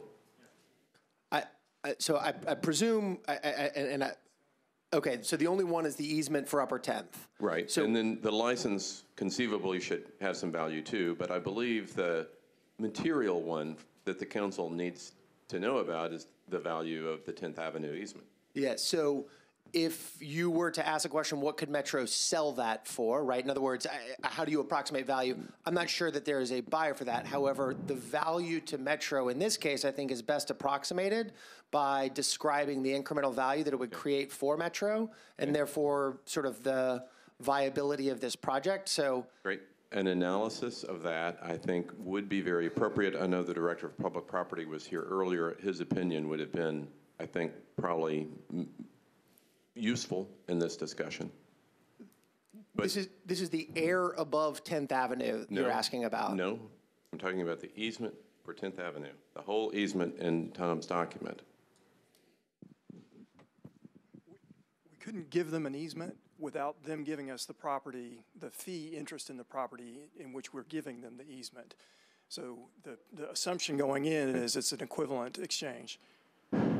Well, rather than, to me, frankly, rather than having a discussion on the floor, it's conceivably a material enough amount because I think it's indispensable to the project, right? I mean, without that easement, you're not doing this project. They wouldn't be building the plaza above 10th Avenue. And you wouldn't be having the 4,000-seat amphitheater, and you wouldn't have many of the wonderful amenities that are coming to the project. I don't dispute that, but I do want to reiterate that we wouldn't be in a position to give them an easement because we don't own the property under 10th Avenue. So they and 3 other property owners, as part of this ordinance, are giving that property. Well, if we don't own it, then why are we having to give it? They need a permanent interest. They want a permanent interest, which an encroachment permit will not give them. This is exactly at the other end of 10th Avenue. The council approved in the spring something almost identical. Well, our approving something in the spring is not going to be representative necessarily of careful thinking, but I would appreciate careful thinking. This bill is amendable on third reading, et cetera. to have a very formal analysis of the value of that, and for Metro to begin to understand the value of easements and licenses that it is entering into. So again, following on Council Lady Henderson's just information for requests, that's one. And then I'd like to move on, if you don't mind, Chair. I appreciate the length of this meeting. Very recently shared with me, and it's in the council office, is the traffic study. And just preliminarily, it does seem, but I'd like confirmation, I see Director Sturdivant here, that there are 35,000 additional trips being generated. Oh, thank you, Evan. 35,000 additional trips being generated by this project. That's correct. That's correct, okay. Daily trips, yes. 35,000 daily trips, and again, all this is very, so much is going on in Broadway. Does this traffic study represent all of the projects? Does it kind of sum in all the other projects that are going on in Broadway? Because you got, does Nashville have an analysis of traffic that includes 5th and Broadway, this project, the Whole Foods project, and Capitol View? It does. Those projects aren't called out specifically in that study, Councilman. They were included in there was a downtown mobility transportation model that was developed within the last 2 years. And those developments were included in the traffic projections that were part of that model, and that model is the tool that was used in this evaluation. So indirectly they were. Yeah, indirectly they were. And then I counted 28 separate improvements being recommended by the traffic study, approximately. I might have skipped some. All 28 of these improvements. How many of these improvements are in non-Nashville Yards property, and how many of them are in Nashville Yards property? You mean kind of within the within the boundaries of their project? Yeah. The majority of the improvements fall within the footprint of the development. Keep in mind that the footprint of the development includes several public roadways. And an easement, yes. Yes, correct. But there are some improvements that fall, what I would say, outside the boundaries. And are those improvements outside of the boundaries, are they being constructed by Nashville Yards? They are. They are? Yes. And is there possibly a breakout of whose responsibility which improvements are? You know, who's doing what? Is Metro funding any of these recommended improvements? I believe that's what you guys are trying to work out right now. All of the infrastructure improvements that were identified within that traffic all study, 28. Correct, are being constructed by but are the all of those improvements on site, on this site? Generally speaking, they are. They fall, or they're contiguous. So we are funding the traffic improvements inside the site? Well, within the public roadway. So there are improvements within the Metro roadway network that fall within what you might say are the boundaries of the development. But they're within the public right-of-way. Okay. These are public roads that are being improved. Okay, all right. Well, then, last time I asked for this list is what would the private developer not be doing anyway for their own development? And so 2 weeks ago we were here and I asked for this list. What of all these improvements, both in water and in public works, what would the private developer not be doing anyway? So, because I think that gets to the use of public money for public benefit. What would the private developer not be doing anyway for their own project, which will be generating 35,000 additional trips for this site? We most likely would not see the significant widening of 10th Avenue, some of the turn lane construction, the realignment of the intersections. Generally speaking, large. Okay, but I appreciate that. Super, I think we should have that list and have it valued, right? Before we appropriate public money, then you have to identify carefully what improvements are really public improvements being paid for with public money and what are private improvements that the public money might be paying for. Does that, am I clear? I think I understand your question. Okay. Because I think that ends up being a very important list if we're going to be allocating public money for that. Okay. So in the end, my two requests, Chair Lady, would be some attempt at valuing the easement, right? And I understand people will say it's worth nothing, but it's clearly worth something, I think, or we wouldn't be asked to do it. And then thank you, Devin,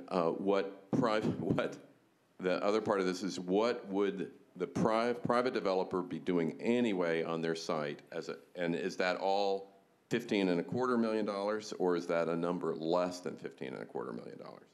And then with that, I appreciate always Director Potter. If you're rising to talk to me, always a privilege to hear from you.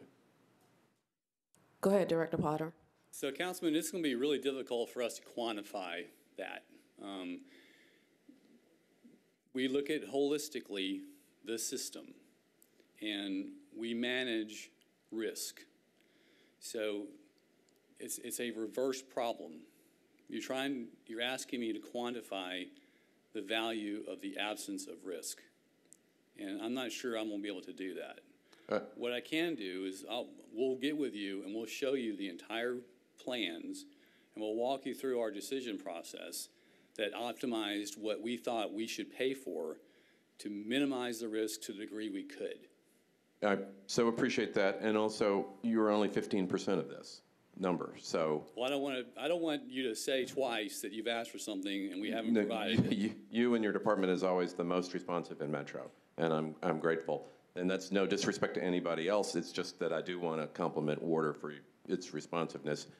But again, I appreciate that, and I'd love to get with you, but again, that's only 15 to 20% of the overall project, and I know you have a lot of infrastructure that needs love and attention. So with that, Chair, those items on the request list, I would like to place. Thank you. Thank you, Councilman Cooper. Councilman Davis. Thank you, Chair. Just wanted to share some positive comments about this project. Was able to meet with the developer and Mr. Charles Robert Bone back there. Very supportive of this, hoping we can move this forward. Really enjoyed getting to know a little bit deeper about the project. A couple things I want to mention: the public park amenity that the public will be able to use.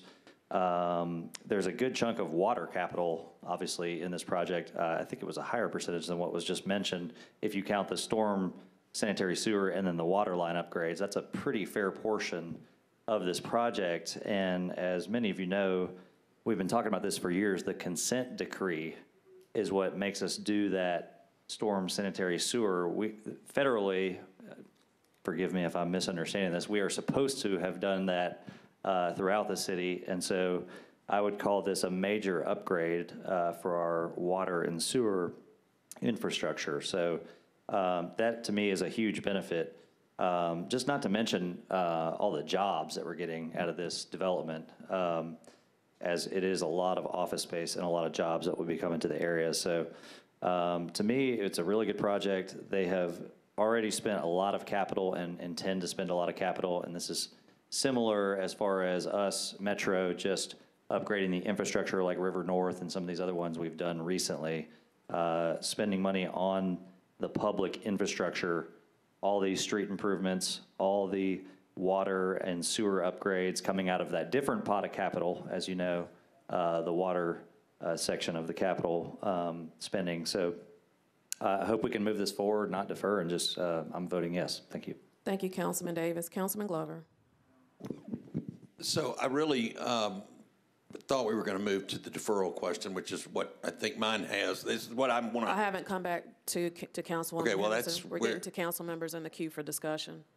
Okay. Well, I'm still going to ask the question on the deferral piece. I think originally in this committee, we deferred it 2 meetings. Did we not, Mr. Jameson? Yes, we did. Go ahead, Mr. Jameson. Yes, the original request was for 2 meetings. Okay, and so I think for Councilman Cooper, for some of the rest of us, we were looking forward to some of the answers to questions specifically that Councilman Cooper had asked, because his knowledge in this arena is far greater than mine could ever hope to be.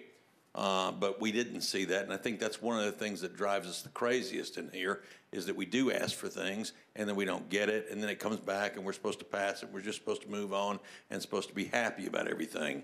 And I'm not saying that this is not a good project, but I think these are legitimate questions that deserve to have answers. So it got deferred one meeting in 1 or 2 other committees, I believe it was, and so because of that, it trumped what we had asked. Is that, we had asked for a 2-meeting deferral, but because it got deferred 1 meeting in one of the other committees, Rule 24, I think it is what took effect. Is that correct? Correct. So Rule 24 gives the committee structure a deferral bullet. You can defer it once. That's mandatory, but it's only a 1-meeting deferral.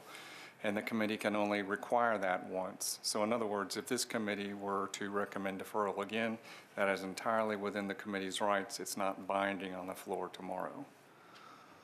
Okay, so in other words, if one committee asked for a 1-meeting deferral, then if everybody else in the council at Budget and Finance wanted a 2 or a 3 or whatever, and then we came back and we said, wait, we didn't get the answers in here.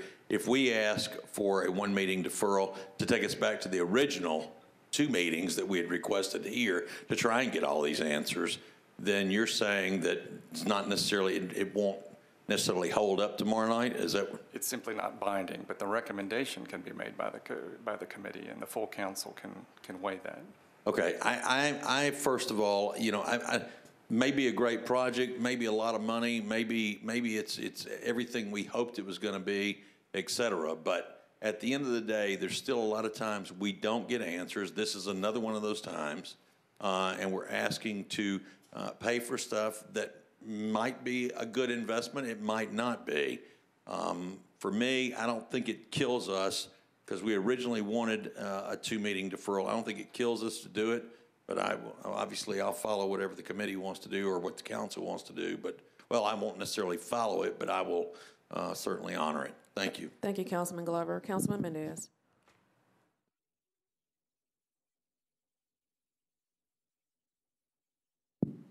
Thanks. I'll keep this brief. I don't think we should defer this. The fundamental deal is that the developer is going to do $80 million worth of infrastructure work, and if approved, Metro would pick up the tab for $15 million. The project will completely remake that part of town, provide connectivity that's needed between Church and Broadway in a way that for anybody who's ever tried to get from one street to the other knows is a bear right now. It'll include permanently open green space, and that's a fundamental deal. They do $80 million worth of stuff. We pick up the tab for $15 million. The clawback provision we added last time means that if they don't do the full $80 million, we get any money that we spent back. If they don't make the green space permanently open and green protected space, then we get our money back. And all the other questions about other spending that's related to this, it's either in the capital spending plan or not. It's either in the CIB or it's not. And I have the sense that some of the distress is around trying to figure out what the other spending is, but it's either in the CIB or the capital spending plan, or it's not. As far as the basic deal, they do $80 million, we pick up the tab for 15, and we can defer a long time or a short amount of time, but that's the fundamental deal. So I'd say not defer. Thank you, Councilman Mendez. Councilwoman Allen. Thank you, Madam Chair. I echo Councilmember Mendez and simply add to that, yes, this does have a traffic impact, but it's sitting right on the edge of an interstate and on a really good bus line. It's if we're going to put density somewhere and have a lot more people having jobs, it needs to be in a place that that they can get to and from easily with our transportation system, and that's it's a good location. So I would also move forward with this. Thank you, Councilwoman Allen. Councilman Pulley. Thank you, Madam Chair. I don't think my colleagues have left me much to comment on. I appreciate their comments, and they really reiterated a lot of what I had to say. I just wanted to sum it up in a nutshell, and Councilman Mendez did that for me. I just want to echo my support for this, and I support advancing it, moving forward, and any of these kind of basically 5-for-1 deals you'd like to bring to Green Hills, I'd love to take them, Matt, so you can consider that. Councilman Pulley. Thank you.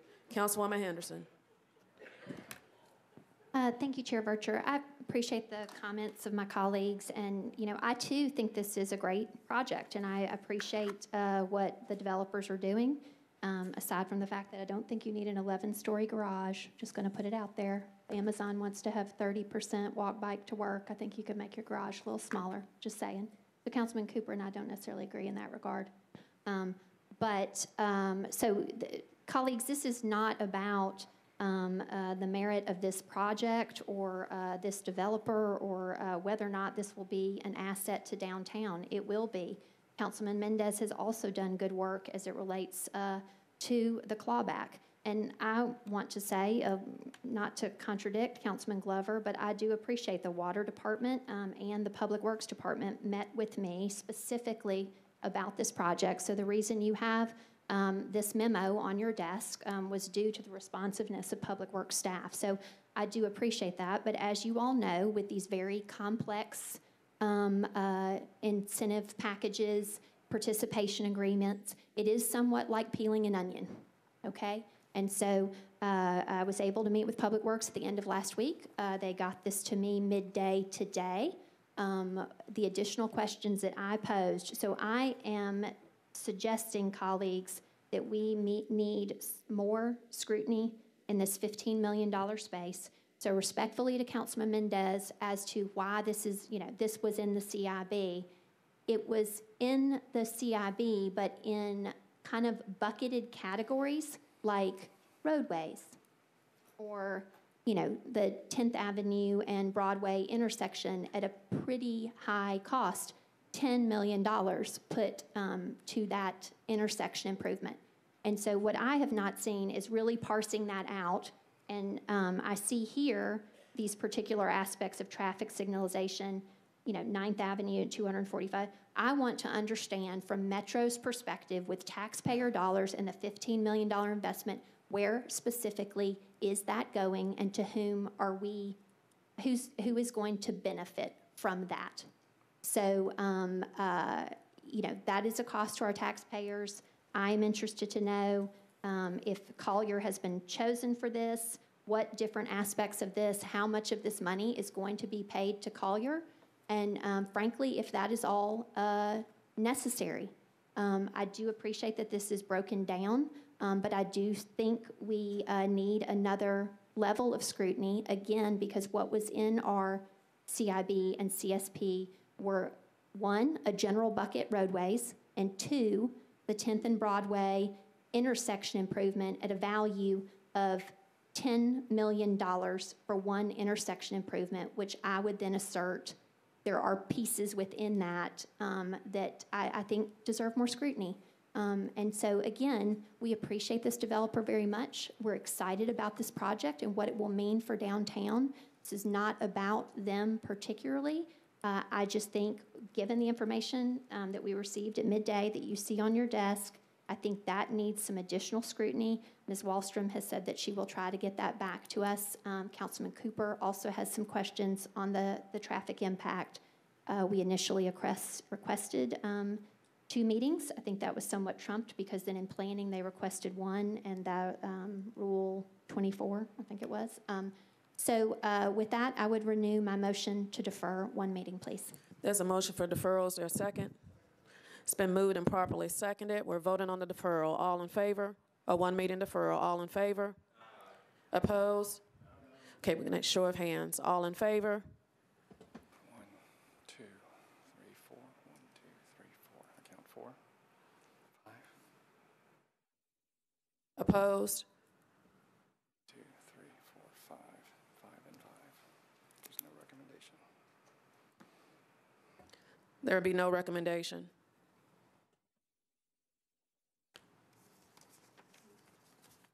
You've got to vote on the, you've got to move on to vote on the bill.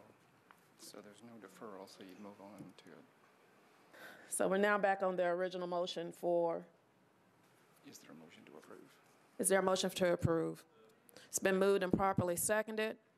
All in favor? Opposed? Okay, we're going to need show of hands. In favor? All in favor? 1, 2, 3, 4, 5, 6. Opposed? 1, 2, 3, 4, 5, 6 to 5. It's approved. Bill is recommended.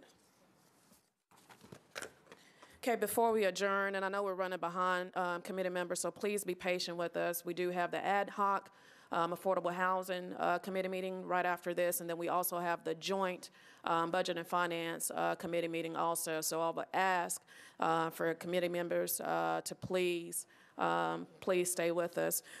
Quick housekeeping notes. You should have received an email January 11th as it relates to your scoring for your CIB projects within your respective districts. Those are due January 25th, no later than 4:30 p.m. to the Metro Council office. Also want to remind council members and committee members about the work the Blue Ribbon Commission is doing. The committee meets the second and fourth Fridays each month at 11 a.m. In committee rooms, and that's pursuant the substitute ordinance of BL 2018-1184. With that, we are adjourned.